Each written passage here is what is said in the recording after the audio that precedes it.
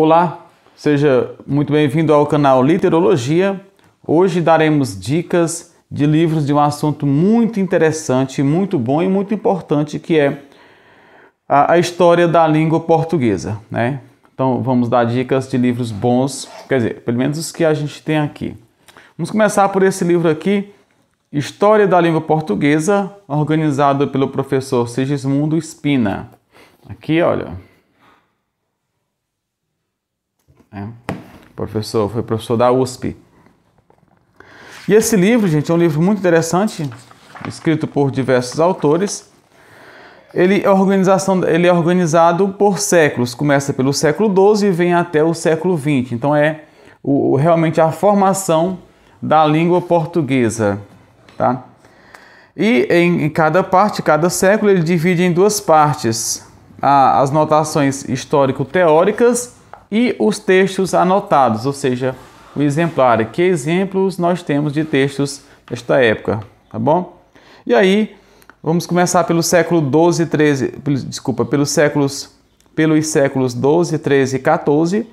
Essa parte foi escrita pela professora Amine Boianaim Aoui, ou Aoui, né? Professora Boianaim é a autora desta gramática aqui, da gramática da língua portuguesa padrão. Eu já tenho um vídeo no canal sobre isso, em que a gente defende a ideia de que ela é a mais completa gramática de língua portuguesa disponível para nós falantes do português, na medida em que ela tem um grande número de exemplares e também ela meio que passeia por diversos outros escritos, né, diversos outros gramáticos, tá? Então ela faz isso. Então, nessa parte, nas notações histórico-teóricas, ela fala da origem e formação da língua portuguesa, periodização do galego-português, a língua, a ortografia, né, da fonética, distinção de sons e tal. Então, é um texto bem completo mesmo, as classes de palavras, formação de palavras e tal, tá? E aí, nos textos anotados, obviamente, que ela vai falar aí da questão com exemplos. A gente tem que lembrar que isso se dá mais ou menos na época do travadorismo. Então, o que nós temos de exemplos físicos, né, concretos, registros anotados mesmo, são as cantigas trovadorescas, sobretudo, tá? O século XV e meados do século XVI é feito pela Dulce de Farias Paiva. Ela, na mesma sequência, né, na mesma ideia de notações histórico-teóricas e dos textos anotados. Ela vai falar aqui da língua literária do século XV, os fatores educativos e culturais, a importância da gramática, depois fala do léxico, fonologia e ortografia, da morfologia, da sintaxe, tudo nesta época. É um texto bastante rico também, gente. Na segunda metade do século XVI e o século XVII, pelo professor Sigismundo Spina, né, na parte de notações histórico, coloca aí a caracterização do período, latinização da língua, né, a disciplina de língua portuguesa, as primeiras gramáticas também, né, a projeção da língua em expansão navegatória e a revolução da linguagem do século XVII. Tá? No século XVIII, feito por Rolando Morel Pinto, né, nas notações histórico-teóricas, coloca aí o panorama sociocultural português, né, as conferências discretas do padre Rafael Bloteau, o ensino de língua portuguesa, o léxico, a lição dos teóricos, o léxico, a prática dos escritores, o léxico, os poetas do Brasil, né, fala da frase, né, e diversos outros textos aqui, gente, tá? E no século XIX, feito pela Nilce Santana Martins, as notações histórico-teóricas, a língua literária do século XIX, a formação dos escritores do século XIX, gramática e clássicos, retórica, estudo de línguas, períodos da língua literária oitocentista, aspectos da língua a partir do romantismo, o léxico, latinismos, arcaísmos, né, e tal, aspectos da frase no romantismo, né? E os textos anotados, né, alguns textos do Gonçalves Dias, do José de Alencar, Machado de Assis, Olavo Bilac, Cruz de Souza, na literatura mesmo dos grandes escritores. Tá?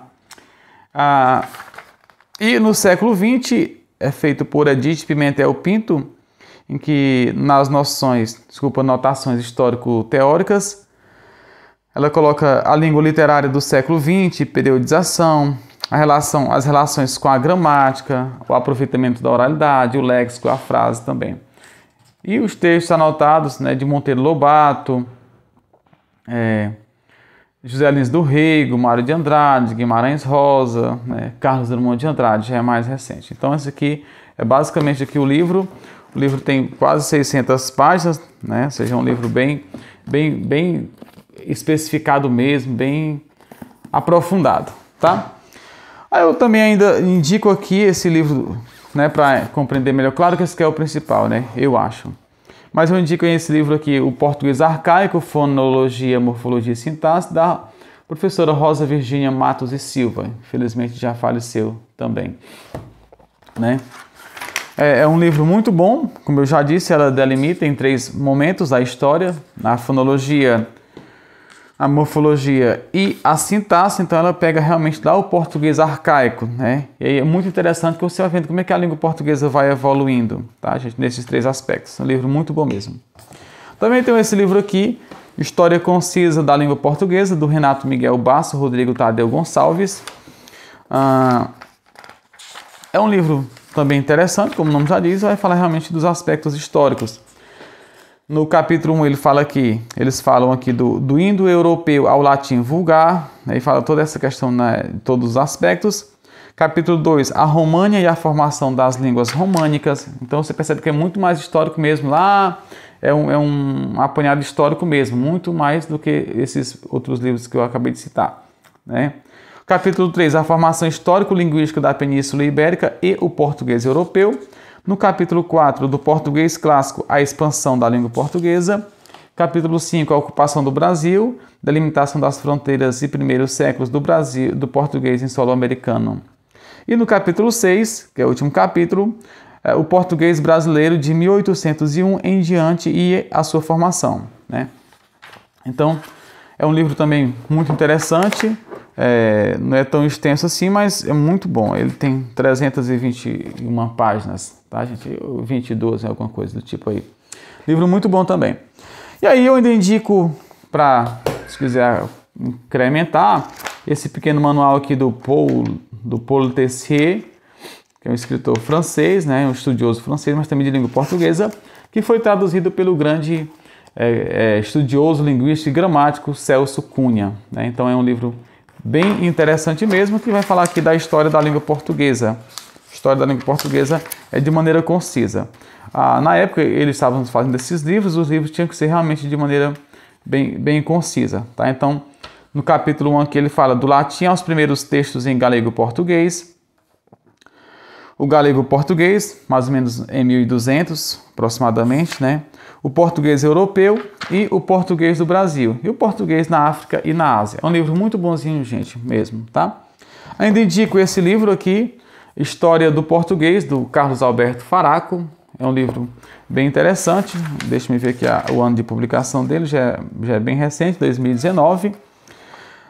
No capítulo 1 ele fala de sociedade, estado, nação, língua e cultura, história da língua portuguesa, né? Depois, capítulo 2, a língua portuguesa se torna hegemônica no Brasil, né? São as principais partes. Ele tem uma parte para saber mais, recomendo esse livro aqui, História do Português, do professor Carlos Alberto Faraco.